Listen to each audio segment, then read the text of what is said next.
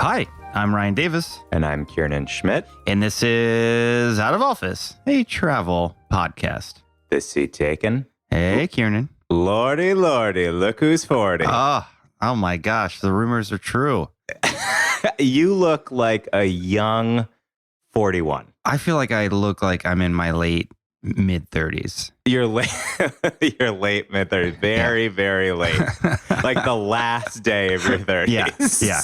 If I can hold that for a while, I'm not going to complain. Well, happy birthday, Ryan. I have to say, I have found it very inspirational how open you've been about turning 40. It's all over your Instagram. You're talking about it on the pod. You're planning these big trips, telling all your friends. So, you really jumped into your 40s with style. Yeah, I mean, I feel like turning 40 is better than the alternative. So, Getting younger? No, I don't think that's the alternative. I read a lot of the Once and Future King, Yeah. You, as I say, you've been out traveling. So, give me the lowdown. Let the listeners in. We're all wondering, how did the big Mexico City shebang with all your friends go? And of course, then you went to San Antonio, which we'll be talking about in depth today. Yeah, no, it was really fun to be in Mexico City and to have so many friends in town with me. It was sort of bizarre, It was really cool to introduce the city to all these different folks who hadn't been there. So I got to do sort of all the touristy stuff with people through their fresh eyes. It was almost like when I had first moved to New York and people would come visit, and I was so proud to show the city off. It's sort of that. It was same sort of vibe, because I don't actually live in Mexico City. I did notice on your Instagram you were posting some places that I was like, oh, surely Ryan's been to this mural 15 times before. But now it's in context. You were taking folks who had never been to CDMX to the major sites. Yeah, exactly. So during the day before the party in the evening, I tried to meet up with different groups of folks and do kind of random tourist things. So yeah, we went to the Diego Rivera Mural Museum, which is great. But I've definitely been a couple times. I got out of going to the pyramids because I was like, I can't be gone for 6 hours today.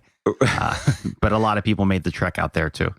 I mean, it sounds like a very intellectually engaging, chaste trip. Is that accurate?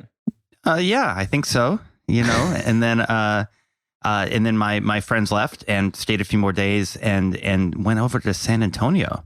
One more question Sure. I have about Mexico City before we move on to San Antonio. No COVID among the party, right? No, completely COVID free. We had no COVID transmission. I joked that I should be running the White House's COVID team. I think it's those detergent mats that you have to put your sneakers on when you go into Mexico City hotels. I'm pretty sure that's the secret key. Or it's the spraying down with the alcohol. I think it's a combination of those two things. I'm sure there was a lot of spraying down of alcohol, killing all those pathogens. Exactly. The natural wine killed all the COVID at the party, so we were good. No, but people had to test to leave the country, right, to get back to the States. Sure. And we had no positive test, so I was pleasantly surprised. Well, you've rarely performed positively on any tests in your academic career and in COVID, so you just keep that streak going. I'm working on it.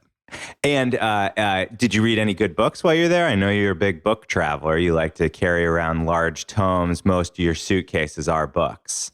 So I read Noah Hawley's new novel. This is a guy who created Fargo, the series, and Legion and a bunch of stuff. He has a bunch of novels. This is his most recent. It's called Anthem, and it's like astonishingly dystopian. Is what I'll say. It's about. Yeah, I don't want to give too much away, but it was kind of weird to read because he wrote it, some of it before the pandemic. Then he had to go back and sort of add. He's like, I have a lot of ways that things are degrading in society, but I forgot to include a pandemic. So I have to make it more dystopian in order to match the real world. Yeah, or else people would be like, this isn't so bad. I didn't realize this was journalism. Yeah, but that was a really epic read.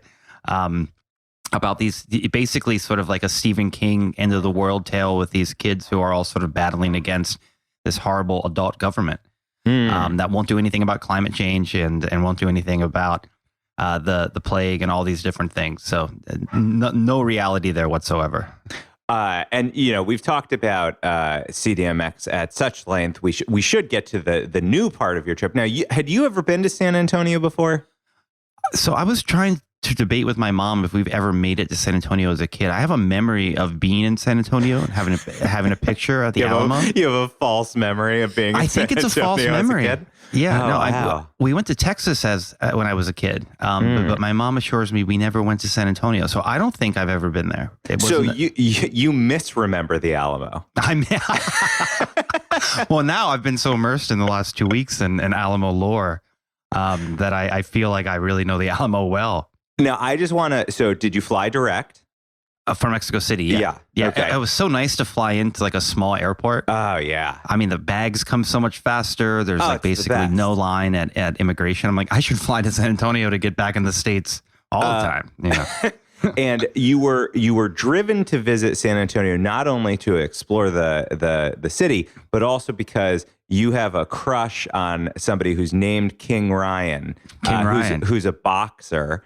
And, it's some sort of like sick narcissistic fantasy of yours to watch this very fit man named Ryan get beaten to hell.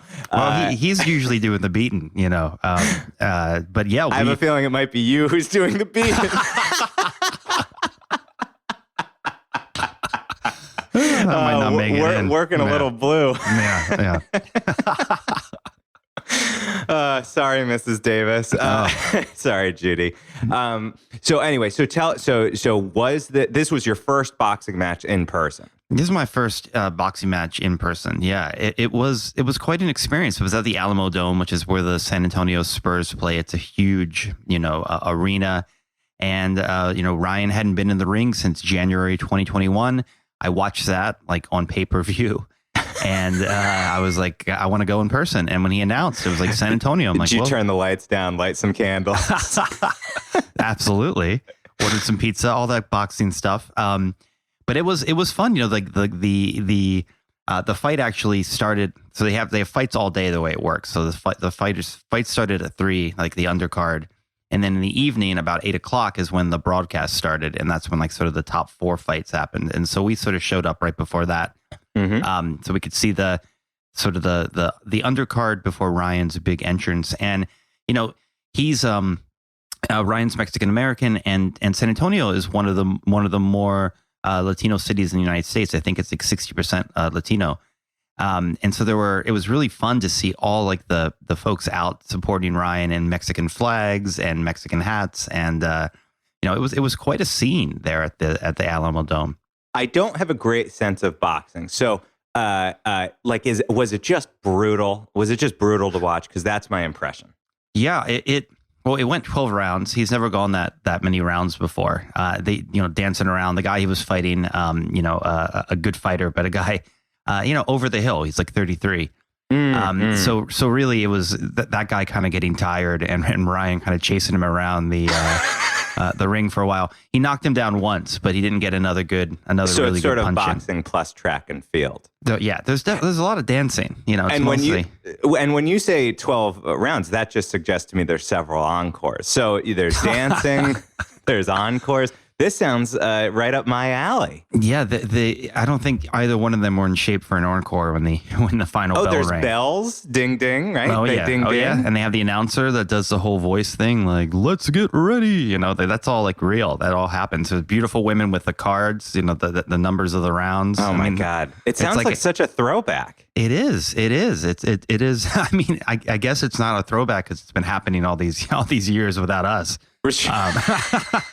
Yeah, but like scantily dressed ladies holding cards, that's got to be canceled. It's probably getting close to being canceled. Yeah, and I think the boxers should wear baggy sweatshirts. That's just my, the Catholic side of me. I can't look at that much flesh up there. I think that their shorts are too long. I feel like, why are they fighting in so many clothes?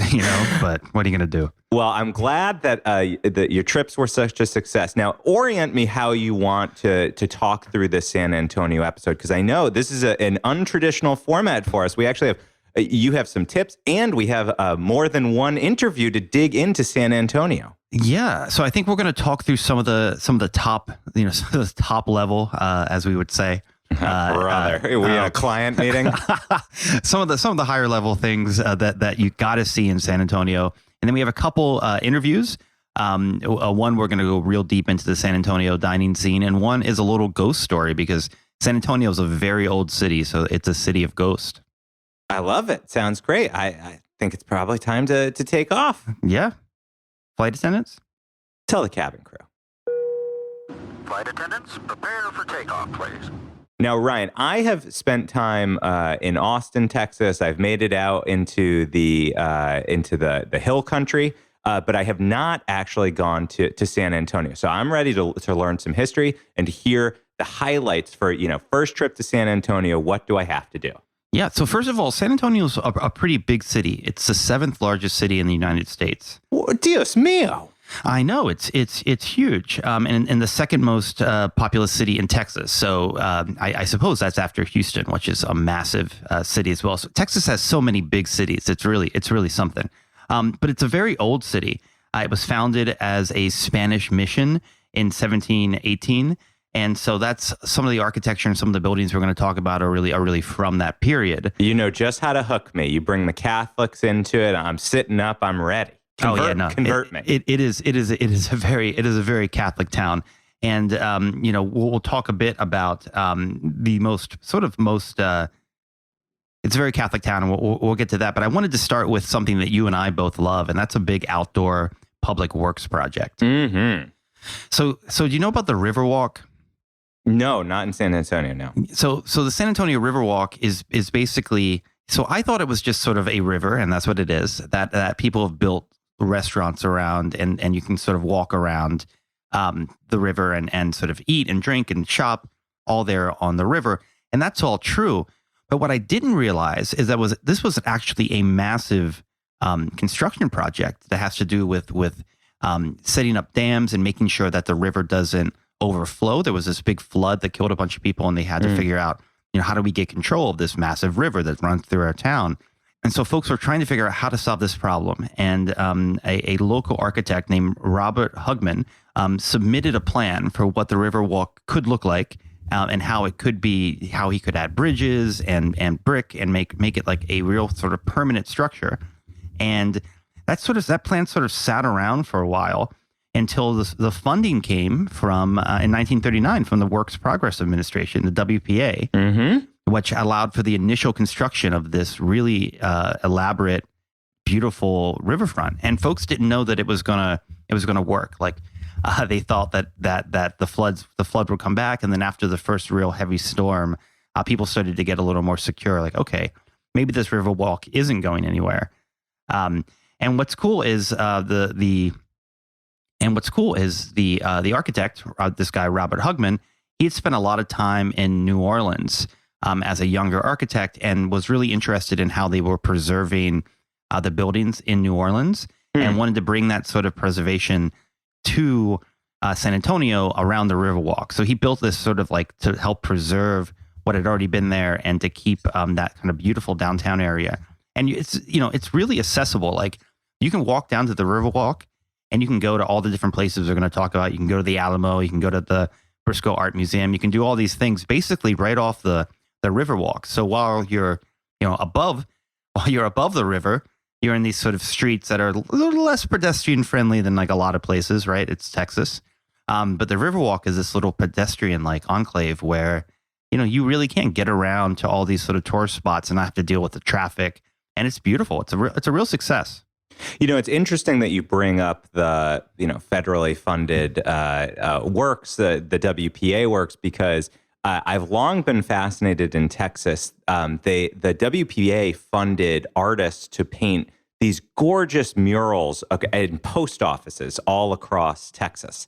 And there is one of these in San Antonio, and it's a 16-panel fresco mural. And it used to be, it's in a federal building that used to be the post office when it was made, but it's today the Garcia Federal Building. And it gives this history of Texas, including the missionaries and some of the the key points of the history that you've been talking about. So I don't know if you got to see that while you were there. I probably should have told you about it before you went. No, I definitely saw that building though. It's a beautiful building. It's interesting to think there was so much happening.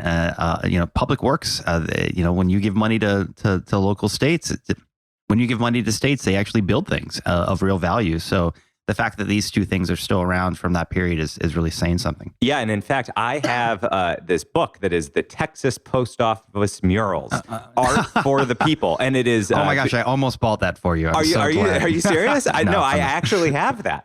It was I got it as a Christmas present. It's fantastic because I'm not going to make it to these 60 different places around Texas probably, though I do plan on going to San Antonio someday.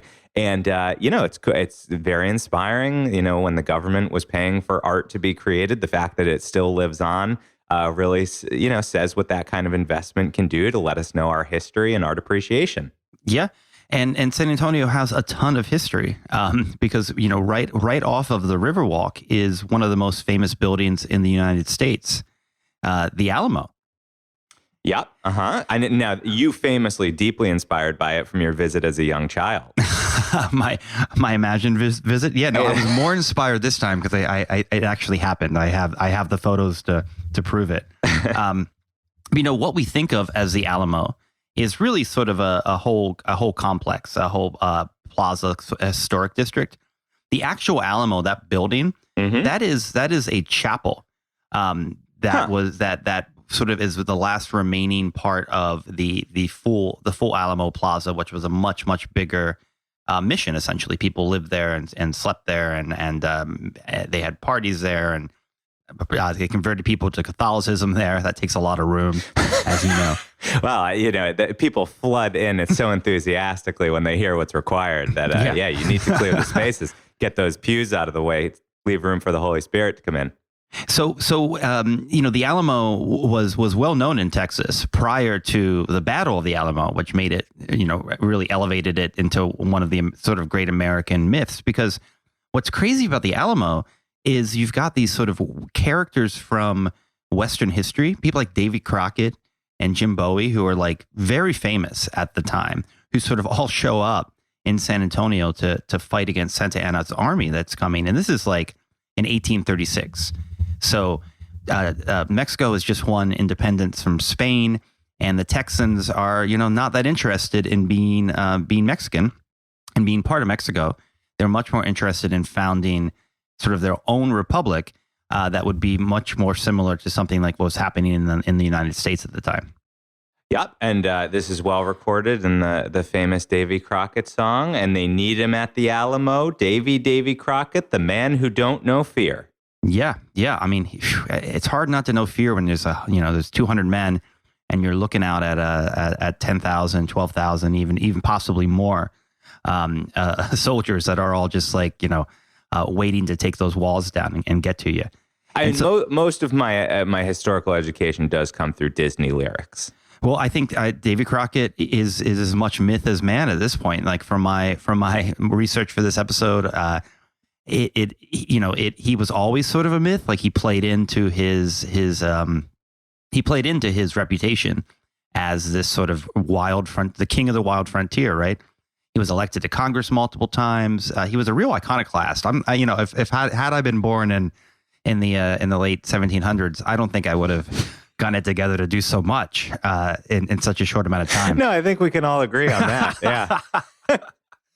But what's cool about the Alamo, it's free to go. You can get your timed tickets on the website we're linked to. So definitely make those reservations because you can sort of walk around everything else without a ticket, but you do want to have the timed ticket to go inside that chapel. The chapel is where Crockett had his last stand. So essentially, they were all forced into the chapel, the remaining men. And there, the story goes that Davy said a prayer, and then the doors to the chapel opened, and they fought like hell until there weren't any Texans left anymore there. One of the things that made the Alamo a really important strategic fort was how many cannons they have. And after you visit the Alamo Chapel, and when you look up at the Alamo Chapel, you have to understand that when the actual Alamo battle was happening, there was no roof to the chapel. The roof was added like later on when it was used as sort of a more permanent military base. So you have to imagine that these men are in there fighting the sort of their last battle, but it's the sun is out, it's open, cannons are flying into the Alamo. So it now it's a very quiet, reflective, dark kind of place. But then it would not have been. It would have been there was no roof. It was a very different kind of structure. And Ryan, do they address any of the kind of emerging history of Mexicans' involvement in the Alamo, or the fact that slavery played a role in this? So that's a great question. The history of Texas is incredibly complicated. Like there were 6 flags over Texas because 6 different people had claims to Texas at some point. Sure. And you see those 6 flags when you're in the Alamo. They are actually in the process of doing some sort of updates and some renovations inside the Alamo. So they've taken all the sort of artifacts and stuff out, and they've set up sort of a little history museum. But I have to tell you, it is basically like Wikipedia printed out and like put on the walls. It's not like a real museum, but they're building a massive new Alamo historical museum. Interesting. That opens in 2025. And it's going to be on the plaza, and you can see it when you're actually at the Alamo. You can see the construction happening in the background, and hopefully when they open that new museum and they have all that space, they're going to try to approach the story in a way that includes all the various threads that have probably not gotten their due. Yeah, it seems to me that the Alamo is due for reconsideration at that level that Monticello and Mount Vernon. We've talked about how those sites have reconsidered their history, and particularly Monticello has done a good job of telling about the lives of slavery and the conditions and what that meant in the broader historical context. There's an interesting book that came out last year called "Forget the Alamo." And it got a lot of press and was quite controversial. And it was about how the origins of the struggle really date back to Mexico trying to abolish slavery. And the fact that this fight was sparked by, in the end, the disagreement over slavery. And as I say, very controversial. And one of the authors has agreed to come on the podcast on a future episode. So we'll be diving deeper into the history of the Alamo, and it'll be a nice companion to this walk through San Antonio. Yeah, no, I think that will add a lot of context. There is that story that there's the one that Jim Bowie had a slave with him and allowed him, or basically told him he should go before the final battle. And so he's one of the reasons, him surviving is one of the reasons we know so much about what happened in those final days, because he was able to get out and leave, leave the battle. Great. And then just a short walk from the Alamo is the San Fernando Cathedral. And this was built in 1738, the initial structure. It's one of the oldest churches, if not the oldest church in all of Texas. And Texas is a land of churches, so that's saying something. It's a beautiful old cathedral. And when doing my reading, I actually realized that I think this falls under the Gothic cathedral banner, because in 1868, it was sort of the front was sort of redone to match that more Gothic architecture. Which reminded me, you and I have done a deep dive on Gothic cathedrals. Absolutely. We've got Gothic cathedrals back if you've never studied the architecture, it's a great primer for, what to look for, all the different types of architectural features and the differences that you'll see in different periods and locations. And there were more than 2 things, but there were 2 things that directly tie this cathedral to the Battle of the Alamo. The first is, the story goes that the heroes of the Alamo, and I'm using heroes here in the way they would in Texas. I said that on my Facebook, and a couple of my friends from Mexico did not agree with the take. I understand. These folks are heroes, but the heroes of the Alamo, including David Crockett, are buried or interned there in the cathedral. Now, this is controversial. A lot of people think that the leaders of the Alamo, when they died, they were buried somewhere closer to the Alamo. and that this is just representative. I think, but it is at least a really good tale that these folks would have been forever kind of enshrined there at the cathedral. Was Davy Crockett Catholic? I don't know that he was. He's born in East Tennessee. That's not like Catholic Central, right? No. So interesting that he's interned in a Catholic cathedral. Well, it's all their bodies sort of together, and after because they were all burned. Sure. Okay. So you couldn't really separate out the Crockett. Yeah, but I think Crockett was like the big draw at the time. I mean, when I was reading about how famous Davy Crockett was, it was like you have to understand that there are very few Americans at that point who reached the level of like the Ben Franklin like celebrity, but Davy was that kind of celebrity when he was alive. So imagine, these troops were all sort of like, oh, we're going to die here. It's going to be terrible. And then Davy Crockett shows up and he's like, yeah, it's going to be terrible, but I'm going to do it with you. And he sort of gave a lot of like those guys the energy and the strength to stay and fight. Fascinating. It gives me an idea for a future Davy Crockett, road trip historical. Oh my gosh, there's so much there. Episode, because you could really trace. There's DC sites, there's Tennessee sites, Texas. So that's interesting. Maybe we'll go find a biographer of Davy Crockett. Controversial figure. Again, don't want to hold him up as a hero, but is an American legend. I mean, it or not, he lives in the public consciousness. Yeah, and then the second way that the cathedral's connected is when the actual battle happened. Santa Anna's army took the cathedral very early and raised a flag of no quarter, no surrender on top of the church. So the church was they could see the church from the Alamo, and they could see that flag that said basically we're not taking any prisoners, and that sort of set the scene for what was to come. Cool. And then besides all that, it's a beautiful church, and I was there on Palm Sunday, so I got to see a portion, which is the best amount of a mass to see in my mind, a portion of the mass. And they came outside and they had the palms, and it was very beautiful. So I'll post a picture of that. Palm Sunday. Yeah. That's a grim day to be there. But it looked pretty. If you didn't know what Palm Sunday was, you would just be like, "Oh, look, it's beautiful palms." Yeah, and celebrating palm trees. Yeah, who doesn't love palm trees? So I will link in the show notes to the Gothic Cathedral episode, because if folks haven't heard that, it's a good sort of primer into appreciating these cathedrals. And there are so many in Europe, but it's fun to stumble upon one here in the United States. Kieran, we're going to take a quick break, and we're going to talk to Jesse Baer of Texas Ghost Tour, and he's going to tell us a little bit about a famous hotel that's built on the Alamo Plaza property, the Menger Hotel. This is going to be a spooky tale, so if you're not in the mood for something spooky, you can skip 5 minutes to the next part. But it is a little bit of Texas crime and ghost history in one of these famous buildings. So.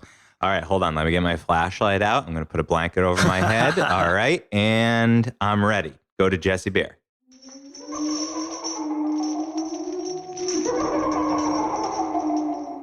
Welcome, Jesse. Thank you so much for joining us. Hi, I'm happy to be here.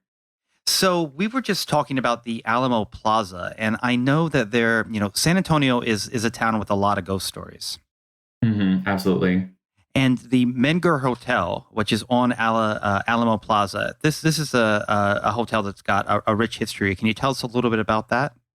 Yeah, absolutely. So obviously being a ghost tour guide, I know a lot about the history. So the Menger Hotel was built in the mid 1800s. It was actually opened in 1859. It was built by William and Mary Menger. It started as a bar/brewery. And they were doing very well, and they thought they would make a lot more money as a hotel. So they decided to expand, and they converted the building into a hotel. It became a very famous hotel. It was one of the most prestigious hotels in San Antonio. It attracted really famous guests, people like Ulysses S. Grant, Robert E. Lee, Oscar Wilde once stayed there. There's been British royalty that stayed there in the past. So it attracted some big names from history at that time. And during the Civil War that was, happening here in the United States between 1861 and 1865, the hotel was converted into a hospital. So obviously, since it was converted into a hospital, a lot of people did die there. And a lot more people actually died there than just from war-related illnesses and injuries. There has been many like murders and suicides at the Menger Hotel, more from the past, more from a lot longer ago than like our more recent history, but some of them are very interesting and really dark. So one of them I could tell you about is Sally White. So Sally White was a biracial chambermaid working for the Menger Hotel in the mid to late 1860s. So sort of right after the Civil War happened in the United States. And she really enjoyed working at the hotel. The Mengers were known to be really personable. They were invested in their employees' lives, which she really enjoyed. She was working really hard to become the head maid on staff at that time. And she was really punctual. She was on time to work every single day. And part of the reason why is because she lived 2 blocks away from the hotel. So like a nice, easy walk to work every single day.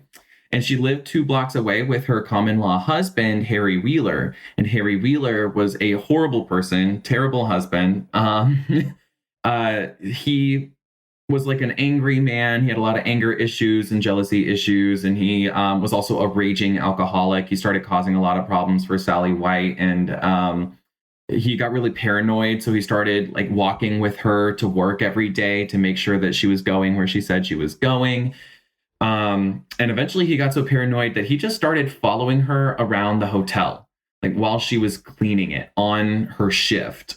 And so this obviously caused a lot of problems for Sally White at home and at work. He would start screaming at her male coworkers inside of the hotel as well. The guests of the hotel started complaining about hearing all of this arguing throughout the hotel. And so obviously she's not having a good time.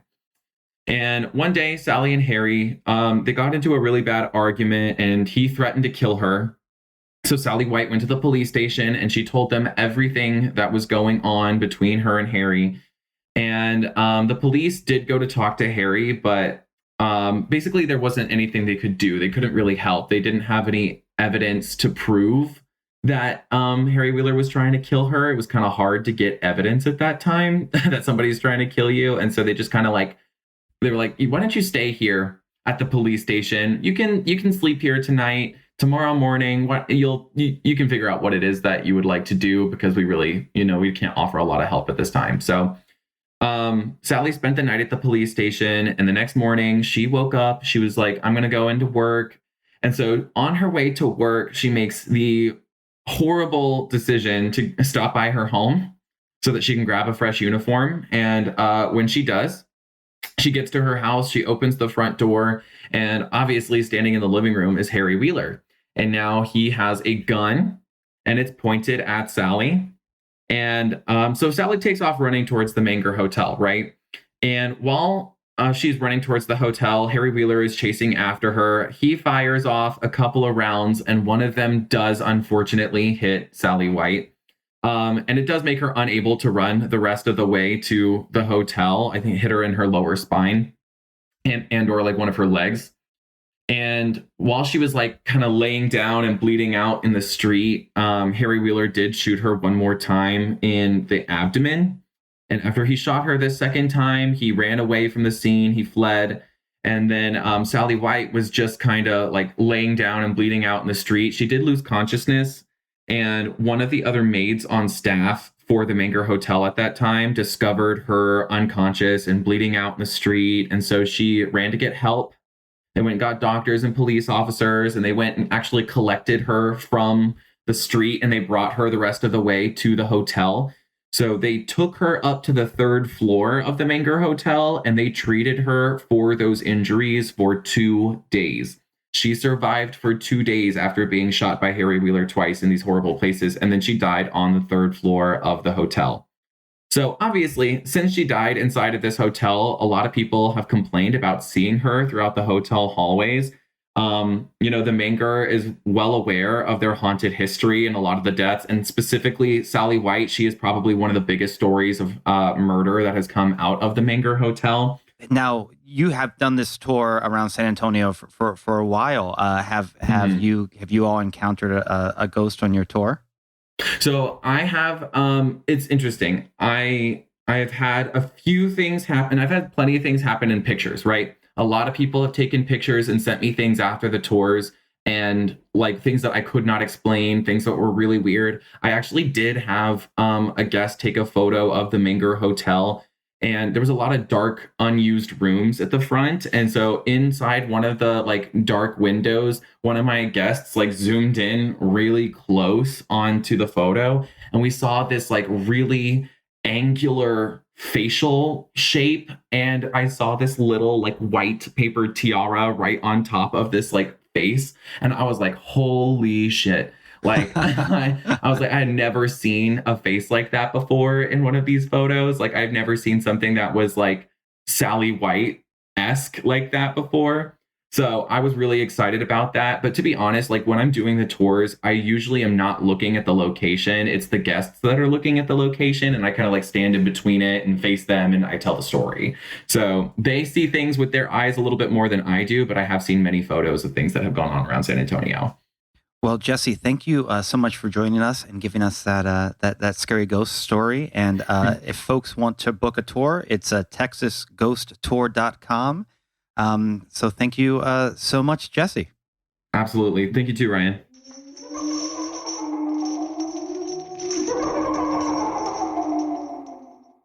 Have you ever gone on a ghost tour, Kieran? I've never gone on a ghost tour. You know, when I have limited times for tours, I think there's like one of these in Seattle, if I recall correctly. And, you know, I'm always kind of vaguely interested. I like hearing the myths and legends of a place. But if they're going to play it really theatrically, like it's real, I don't really have time for that. When Jesse's an actor, so I think he brings like a little bit of theater to the tour, I would imagine. You know, I hadn't done. Yeah. So if you approach it as theater, I think that's a perfect way to frame it. I would be interested if I'm going and approaching it as theater. But if it's like somebody who genuinely believes in the ghost world, then I'm not going to be I'm not going to be part of that. So you would stay a night in that hotel in that room? That'd be no problem. Oh yeah, I've famously stayed in the Shining Hotel. Oh yeah, The Shining's a movie. This is real life. No, but the Shining is based on a haunted hotel in Estes Park, Colorado. And I know. I've stayed there, and I had no fear. And we've been saying we want to do a haunted hotel episode for a while. So that's right. Yeah. But in fact, we probably should have saved that. So we did. I got into, but I went to, during the height of the pandemic when I was in Tennessee, there were not a lot of outdoor activities, but one of the things that you could do every night in these weird towns is go on a ghost tour. So we did one in Charleston of a famous graveyard, and we did one in Nashville, just downtown Nashville, and they were really fun. Also just fun ways to sort of see the buildings and hear some kind of like random stories that you wouldn't hear, otherwise. Ghost or no ghost, there's a lot of like, crazy stuff that went down in these towns. Yeah, well, let's not judge them as weird. I think you mean weird in their connection to the phantom world. Exactly. And I did a couple more things in San Antonio. Actually, when I was building this out, there were more things I wanted to add. I wanted to talk a little bit about the taxidermy museum because I know how much you love Teddy Roosevelt. I love taxidermy. It's like, it kind of hurts me that I love taxidermy, but I think it's because, and I get why Theodore Roosevelt liked it so much. If you love this wildlife, the idea of being able to look at and reflect on the majesty of these animals in your own home. But of course, I don't like thinking of them dying. So I would like a taxidermy of naturally caused animals. So, well, there are definitely those in this museum. But when I was walking around it, I was thinking like, these animals don't look nearly as sad as the animals in the Bronx Zoo. I have them the stuffed giraffe. Yeah, at the taxidermy museum versus a giraffe inside at the Bronx Zoo licking the fake, licking the fake sky in his African. Yeah. That was so depressing. So at least this giraffe just gets to be beautiful forever. But I did want to talk about a really sort of random thing that I found and was very much impressed with. It's called the Briscoe Museum of Western Art, and when I was going into it, I was imagining okay, we're in Texas. This is a museum of Western art. This is going to be basically only cowboys and various kinds of cowboys and various cows from different angles and in different mediums, right? And there's definitely a lot of that. In fact, there's actually some cowboy stuff that is like really modern and interesting, like not like the kind of cowboy paintings that my grandmother had hanging on her wall like 40 years ago, but like really bright, interesting, fun stuff. But I was really impressed with the diversity of the collection as a whole. So they've really taken time to make sure that there are a lot of Native American artists who are represented. There's a lot of women who are represented. And they even have they're even working to bring in more of the Black experience into the museum, and definitely some of those artists are recognized and represented, and then Mexican and Mexican American art. So when the Western art sort of my idea of it just being cowboys, once I got into the venue, and gosh, it's a beautiful old building from 1929. It used to be a library. It's this Art Deco. It's an Art Deco masterpiece. I mean, it's absolutely gorgeous building to be in, and they've done an incredible job. And it's a relatively new museum. It's only been open like 15 years. So I would definitely recommend folks check that out if they have time. It's right near the Riverwalk, so you don't have to leave that area.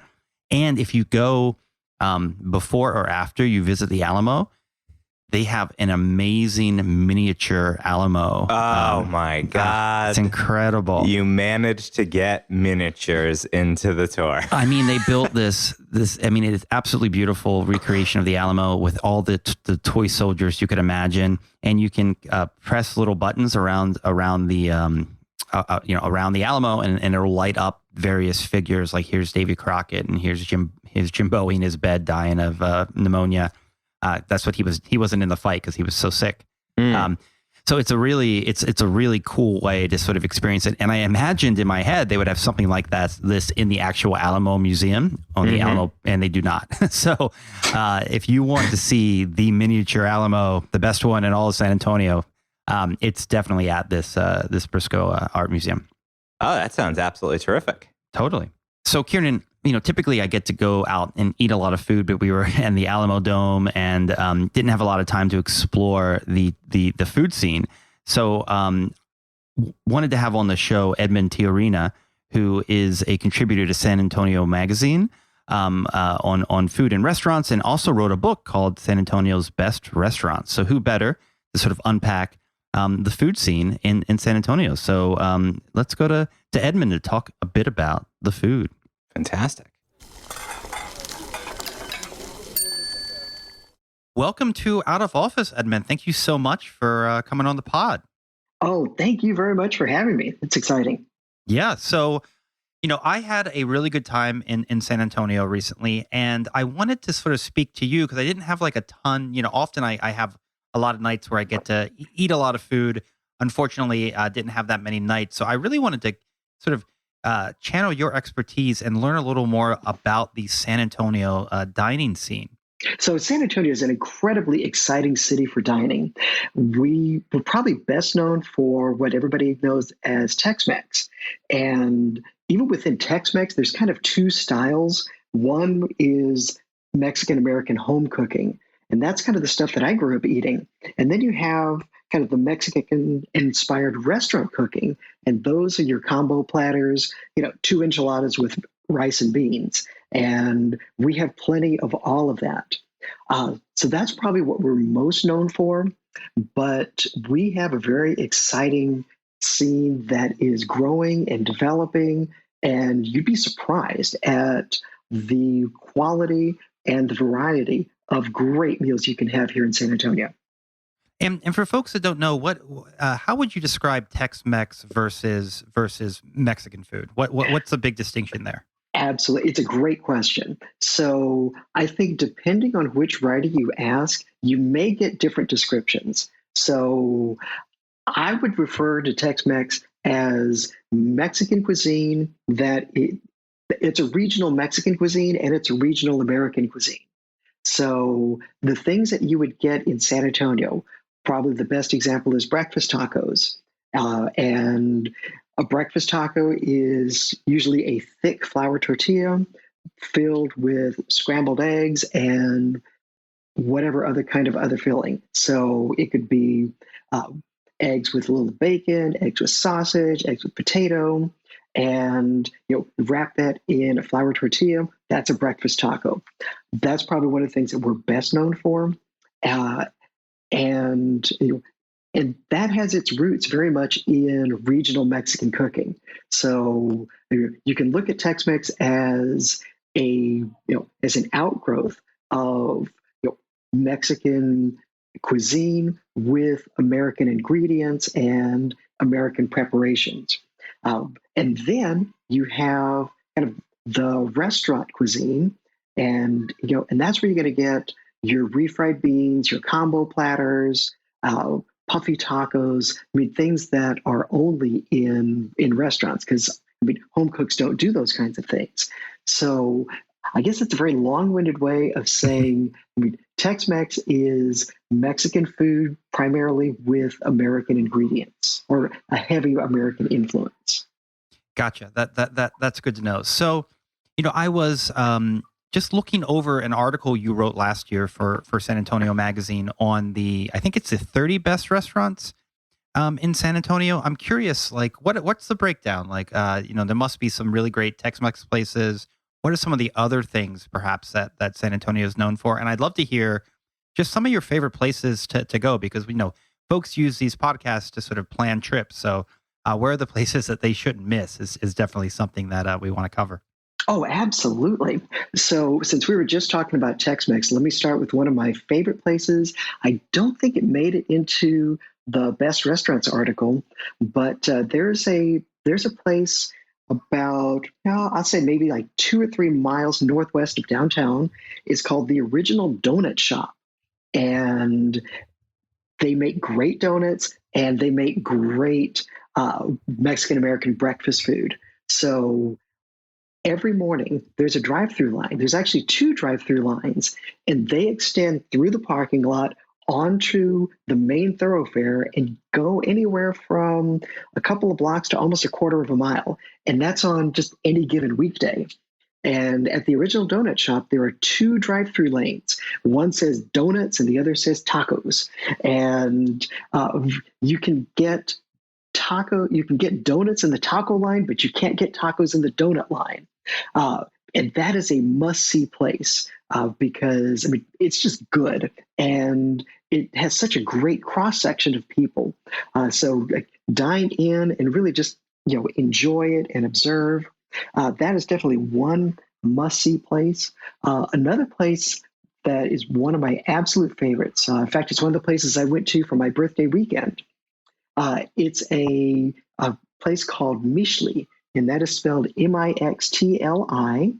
And Mixtli means cloud in the Aztec language of Nahuatl. It is very high concept. You have to buy tickets usually about a month or so in advance, and it's an 8 to 10 course tasting menu, and the menu changes every 45 days. And the reason it's called cloud is that the cloud, if you will, of the restaurant's attention travels over a different region of Mexico. So one menu could be, let's say, Oaxaca. Another region could be the state of Jalisco. Another region could be Mexico City. And then other times they'll do some really conceptual menus.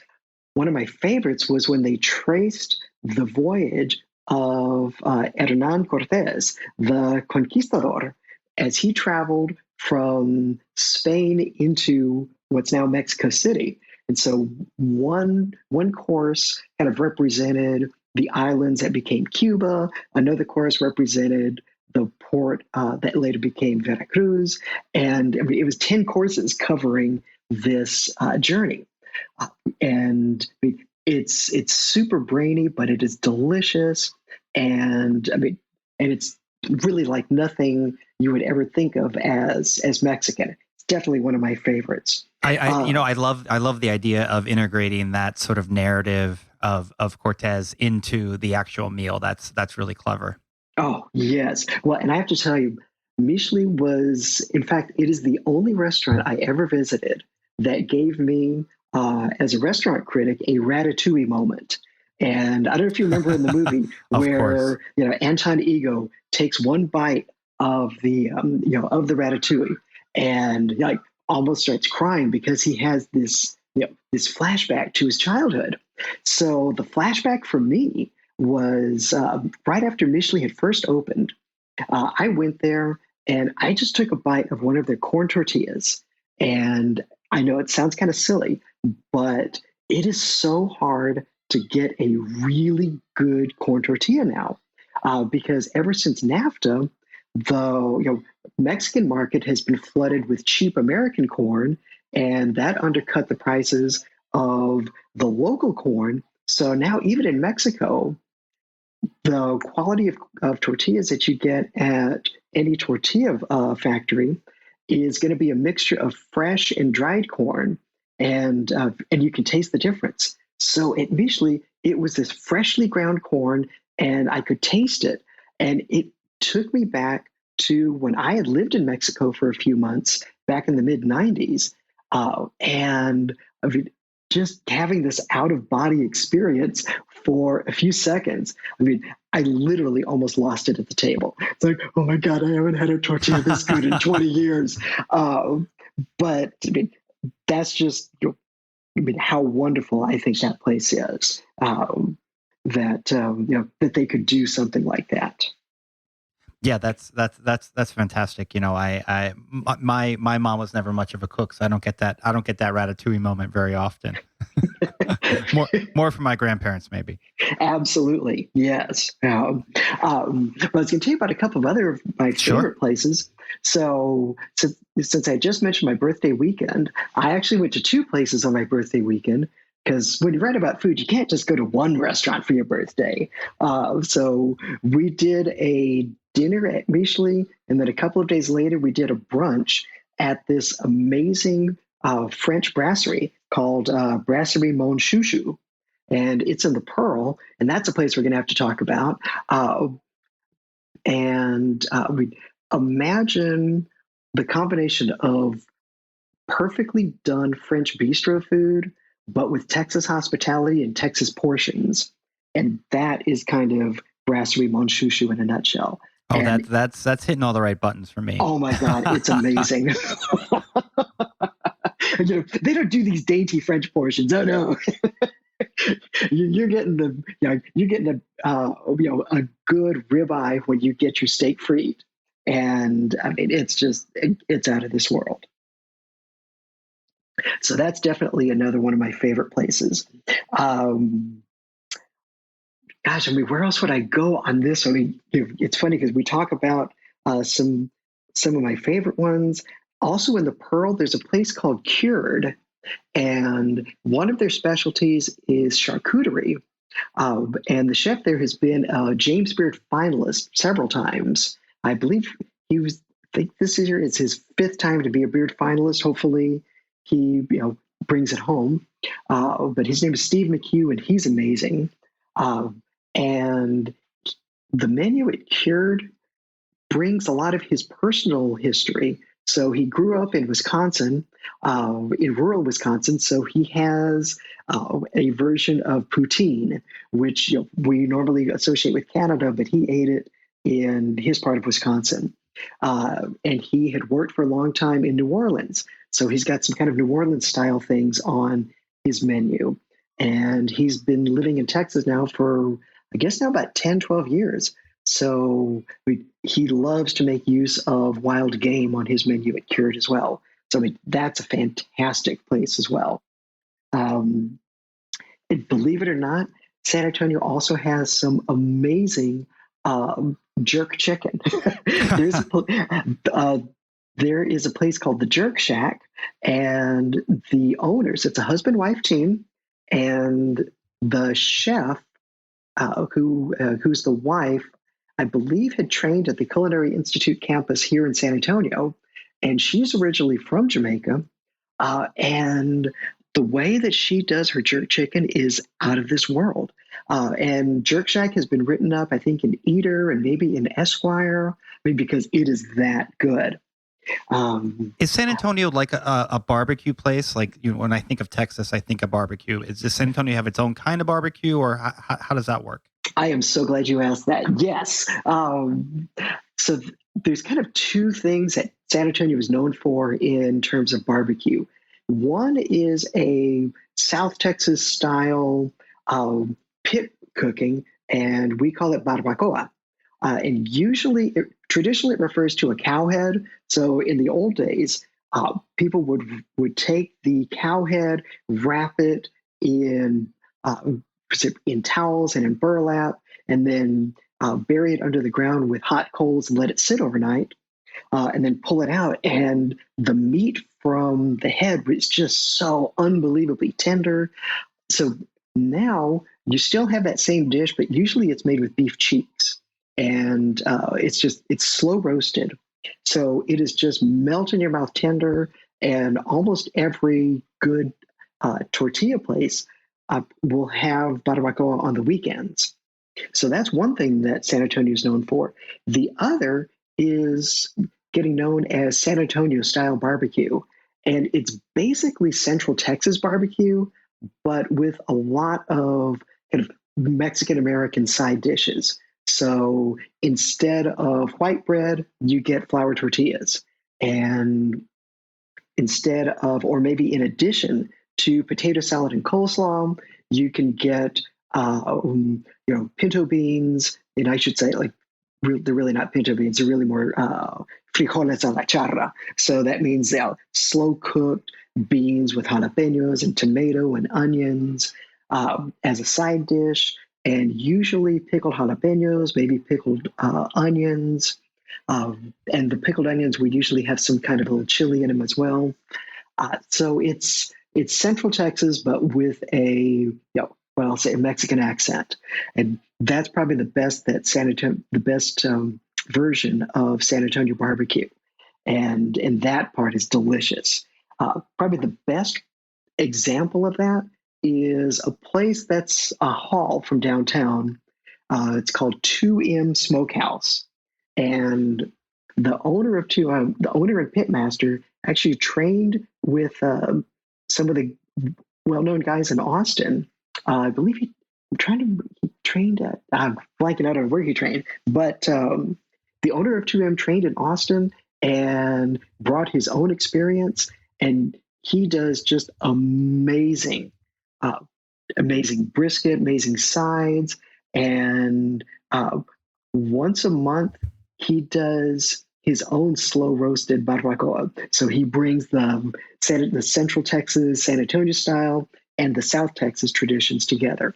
And so 2M is, if you have a rent-a-car, or if you're willing to spend a little cash on an Uber, 2M is a must stop.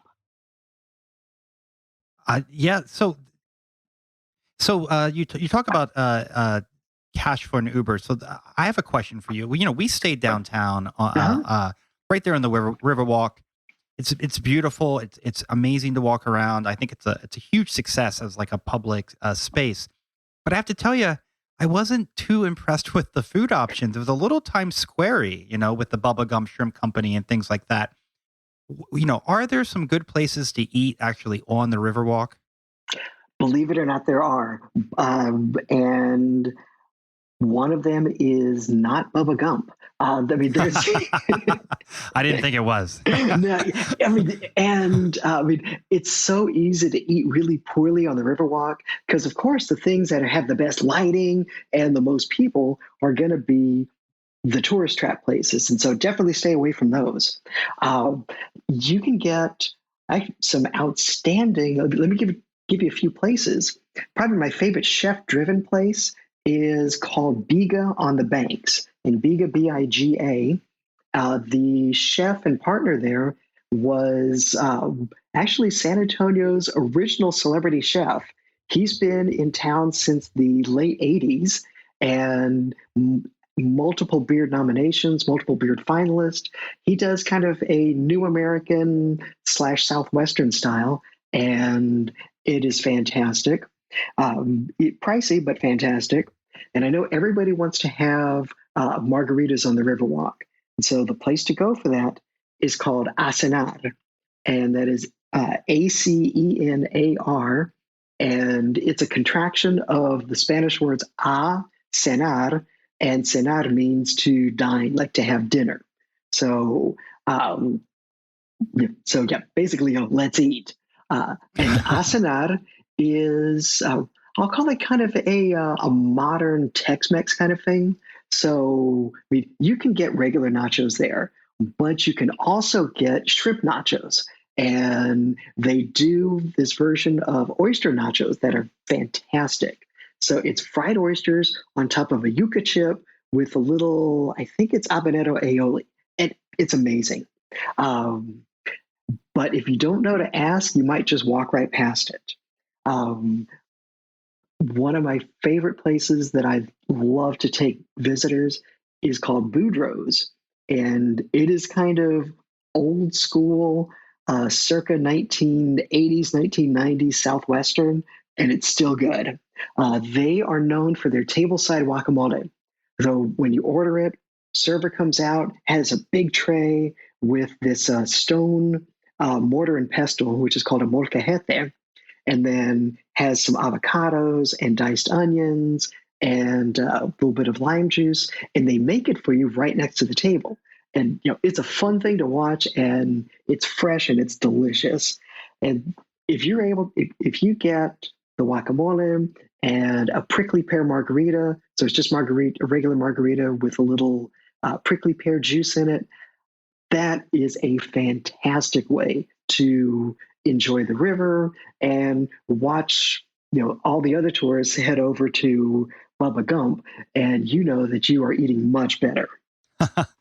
Well, that is good to know. I have to make a trip back and check those places out, because the Riverwalk was such a cool experience that I was like, I really wish I wanted to eat somewhere here. So that's really helpful.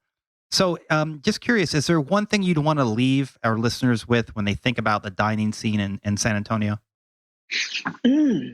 Wow, one thing. I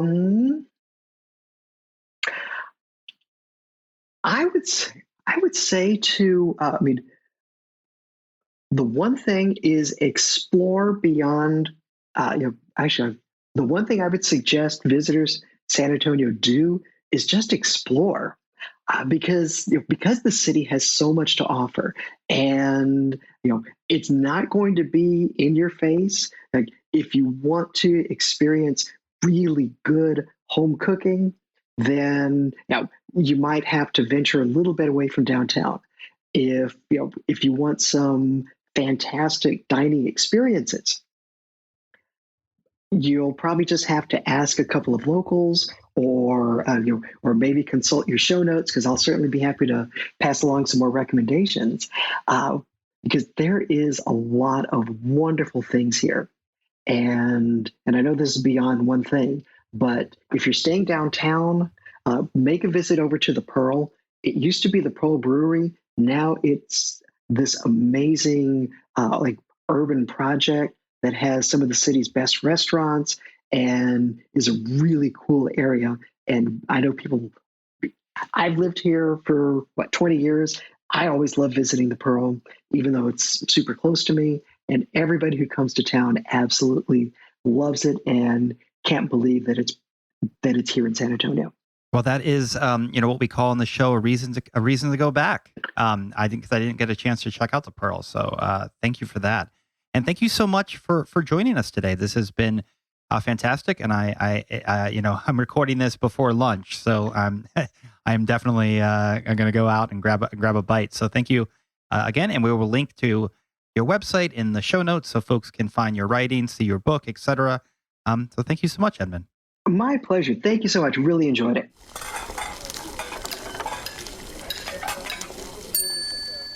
All right. Wow. That was extremely educational, and also good to know that there are good quality places to pick up food, even in the more popular areas of San Antonio. Yeah, no, I'm happy that to know that there are places on the actual Riverwalk where you can get a meal that's not from Bubba Gump's. So it makes it so much easier to be a tourist and visit these places, because sometimes you go to these cities and all the tourism places are in one, and all the good food is like deep in the residential neighborhoods, and you're like, well, okay, I guess I have to set aside an hour Uber ride to get there and have a good meal. Yeah, he does mention a couple Uber places. We Ubered to a restaurant, and it was definitely worth it. There's as he said, there's some good stuff in that Riverwalk downtown area, but there's also a lot of good stuff outside of it. And so that, I think, is San Antonio 101. It might even be 151. I have to say, Ryan, 2 interviews. I'm very impressed. I think the audience should give you a round of applause. You really poured your heart into this piece of the episode. Yeah, no, it was fun to do, and it's fun to visit a new city and to learn about all this different stuff. Well, thank you very much to Jesse and Edmund. Yes, thank you, Jesse and Edmund. We'll link to them in the show notes. And I do think it's time, Kieran, for the last stop. The last stop. Ladies and gentlemen, this is the last stop on this train. Everyone, please leave the train. All right, Ryan, we're here in the last stop. This is the last segment of the show, the final segment of the show. That's why we call it the last stop. It's my favorite segment. It's your favorite segment. It's popularly known as the people segment. And that's because there's something very democratic about this last segment. It's a special time for reflection and sharing, where we put aside, I think the other piece of the episode can be hectic. We're inspiring people to travel, but here we take a moment to commune. Because you and I each bring one thing. It could be anything. It could be a story. It could be about something you bought. It could be something you've seen, an article you read. But it does have to check one box, but it's a big box. And the box is that it must inspire the spirit of wanderlust within us, even during the workaday week. And, that's what we stand for here at Out of Office. So, Ryan, I have to ask you, as I ask you every episode, do you have a last stop this week? I do have a last stop this week. In researching and reading more about the Alamo, I wanted to watch the film. And there were 2 films. There's the one with John Wayne from the 60s, and then there's a newer one that came out in 2004. And I was interested in the 2004 one because the filmmakers really tried to sort of tell both sides of the story. Santa Anna's like a character, and you spend time, not a lot of time, but you spend some time with the Mexican army and in the barracks.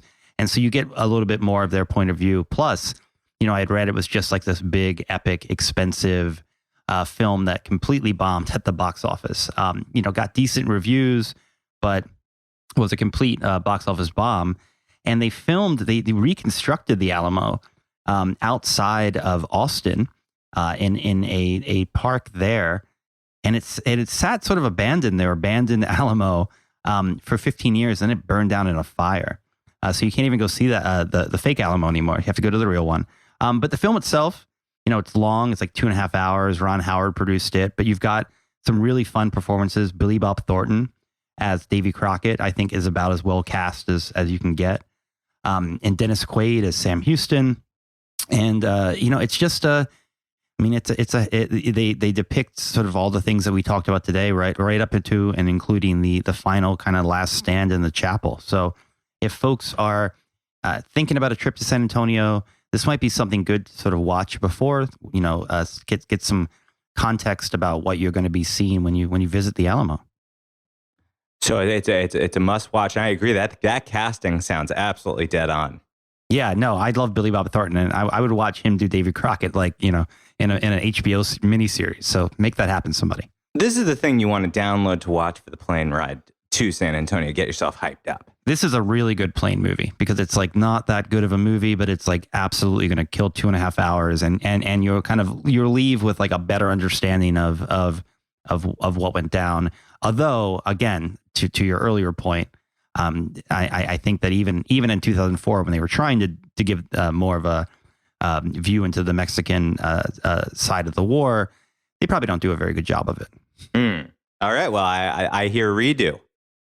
Yeah, I think it's time for a new Alamo. Who would you cast as Davy Crockett? Oh man, that's a good one. Who would I cast as Davy Crockett right now? I mean, is Billy Bob too old? Yeah, I think so. Davy was 54 or something when he was there. He wasn't a young man. You know who I think? Who? That Daniel Radcliffe. That guy is a real chameleon. I think he could do it. No, I think you put him as like the guy Patrick Wilson played, William Travis, the sort of uptight lieutenant colonel who's by accident left in charge of the Alamo. I think he would be very good as that. I could see him dropping his papers and everything. Yeah. Great. Kieran, do you have a non-Alamo related last stop? It's not Alamo related, but it's inspired by your San Antonio trip. Oh, what is it? All right, Ryan. So you mentioned that you went to the taxidermy museum there in San Antonio. That's correct. Yes. And I have been probably the best taxidermy collection that I have seen outside of a proper natural history museum, but that celebrates the art of taxidermy is actually in Paris. And it's a place called Maison Deyrolles. It has that kind of L that I'm not great at saying. Deyrolles. Maison Deyrolles. Deyrolle. And it is a famous taxidermy shop. So it's actually, you can buy the taxidermy that's there. And it's very much in that, it's kind of an outdated approach of like a cabinet of curiosities. It's vaguely organized by parts of the animal kingdom, but you have, lions and birds next to lobsters and insects. Oh my. And it is incredibly, it feels like a throwback. And famously, it's been a sort of mecca for artists who appreciated the natural world. Salvador Dali, Nabokov, Pablo Picasso, they all used to go to Deyrolles to look at these animals and make some purchases. And there was a fire in 2008 that nearly destroyed the entire store and its collection. And they say it was very grim because you had up all these burned up animals, not live animals, but taxiderming the animals. But I was there about 3 years ago, and they've beautifully restored it. It is it feels like it could be nowhere else in the world, and you could just spend hours browsing around. And on that trip, I had said to myself, I am gonna buy something. I thought maybe I would just buy. They have, all sorts of interesting insects. And, you can get those kind of on the cheap versus like a polar bear. And also, I didn't have an extra ticket for the plane to bring the polar bear home. And I knew I could pack a butterfly or a stag beetle. And, I didn't pull the trigger and do it. And I really regret it. It would certainly feel like that. It would check the 3 Ps of a good souvenir. Price, I have a feeling actually it would be a little pricey, but its potency and its portability would probably justify the higher price. Yeah, like the insect is definitely more portable than the bear. For sure.